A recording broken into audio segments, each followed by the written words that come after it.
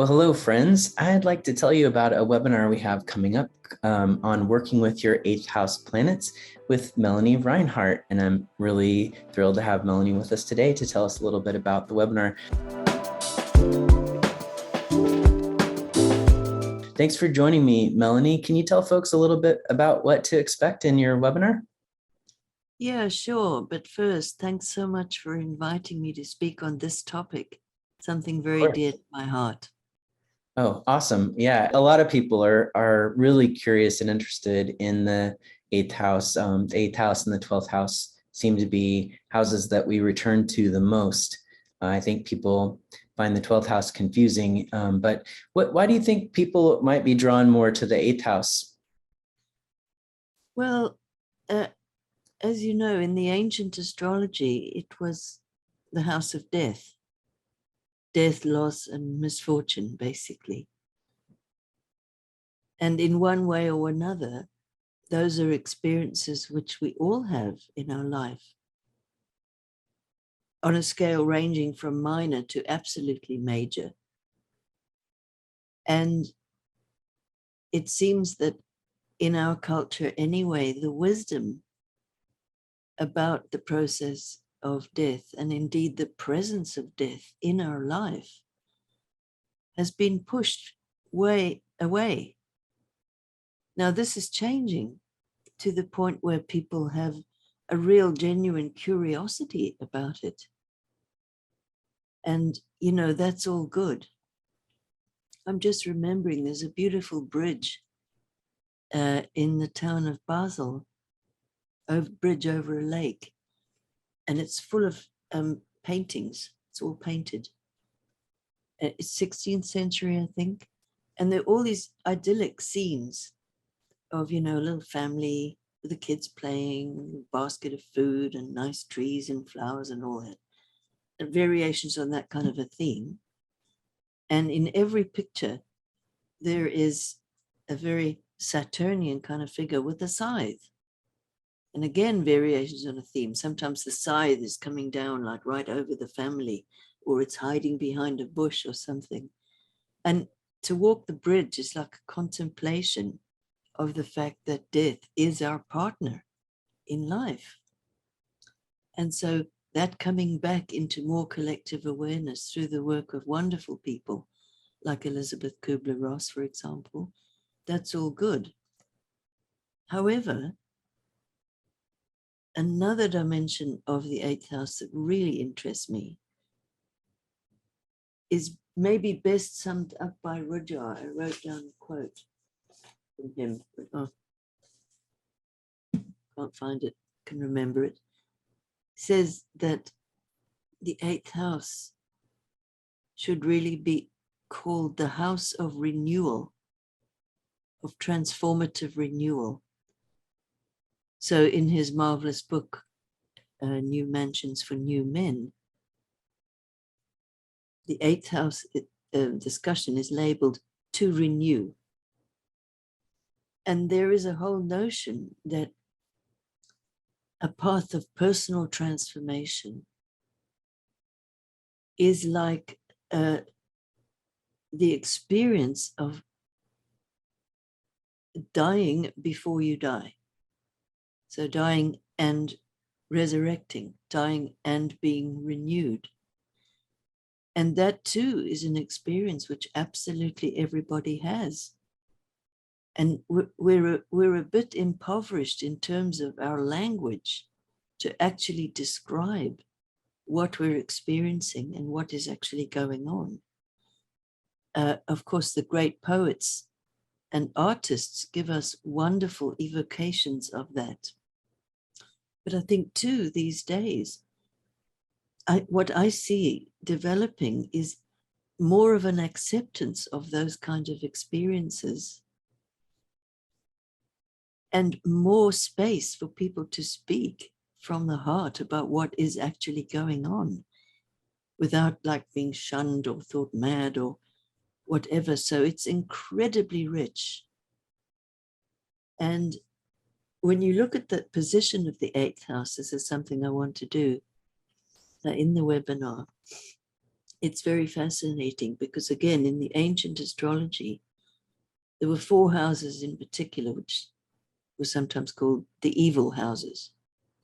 And of course, the 8th house is one of them. And in the main, the evil houses are the ones that don't fit into the Ptolemaic model. We're speaking about that. And it has some very interesting implications, which I'll discuss. And so mythology, of course, has many stories about visits to the underworld. But it was the god Hermes, who I always think of as one of our major patrons in astrology.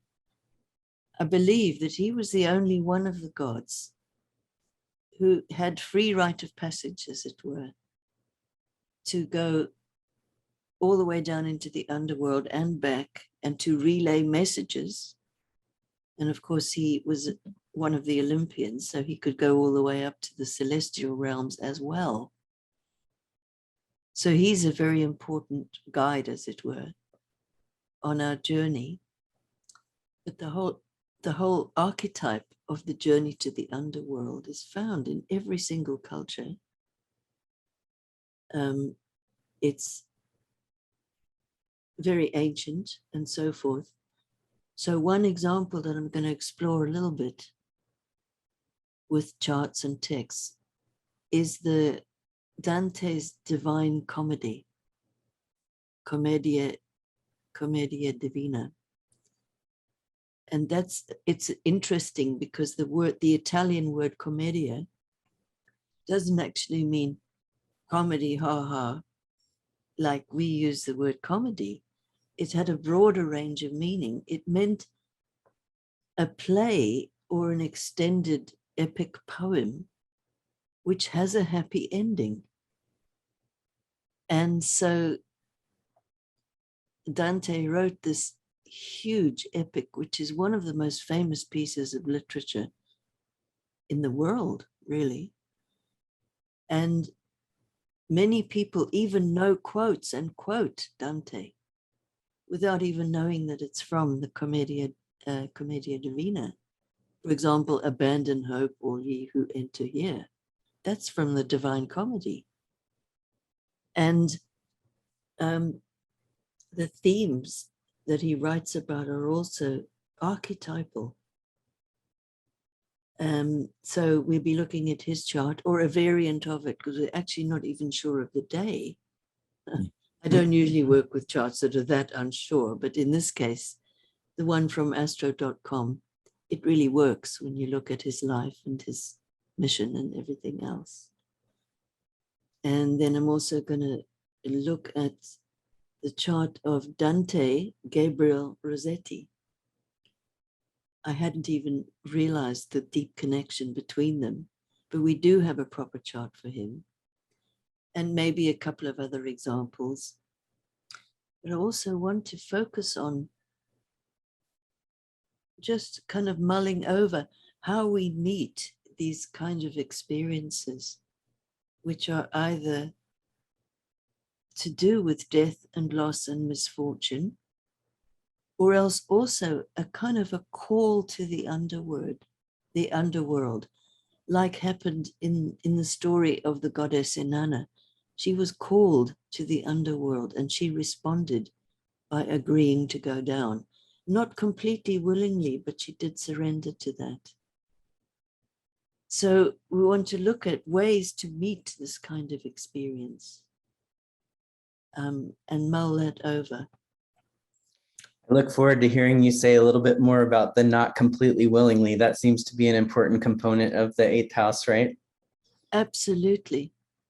And in the story of Inanna, she does protest because there's like 7 layers of loss. She loses her crown, she loses her necklace, her breastplate, so on and so on.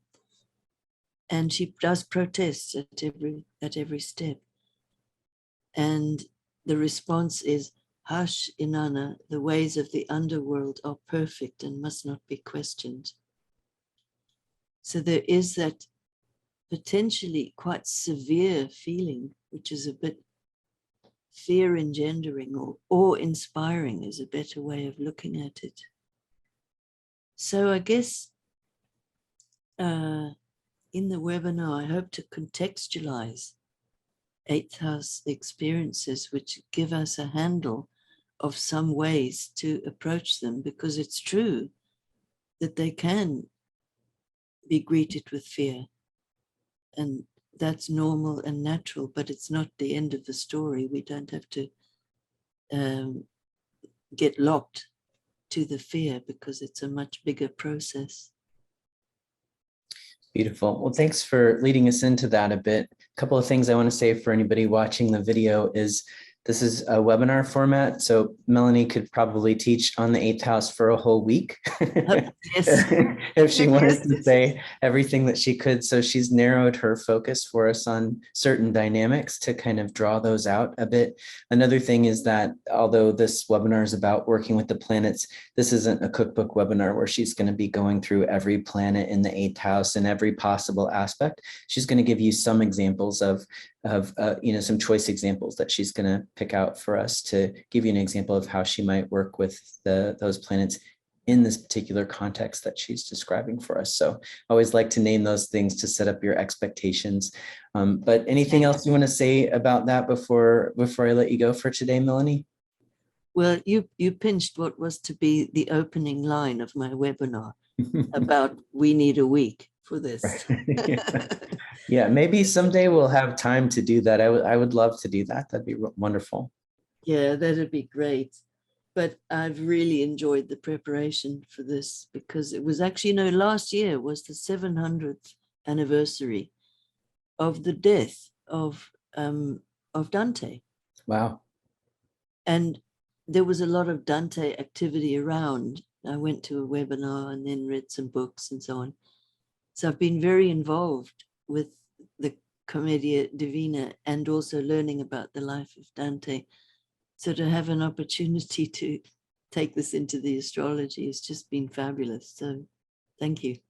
Yeah, thank you. Well, I'm sure we're all looking forward to it. If you're watching this webinar before it's presented in 2022, you can head over to the events calendar at astrologyuniversity.com/events and find the registration link there. If you're watching this video after the fact, you can just find Melanie's speaker page at Astrology University by typing in her name in the search bar of any page of our website, and you'll find her category, speaker category there, and you can find all of her webinars, including this one on the working with the eighth house planets. So thanks so much for joining me today, Melanie, to talk about this webinar with folks. Yeah, and I look forward to seeing some of you at the webinar soon. And until then, take good care.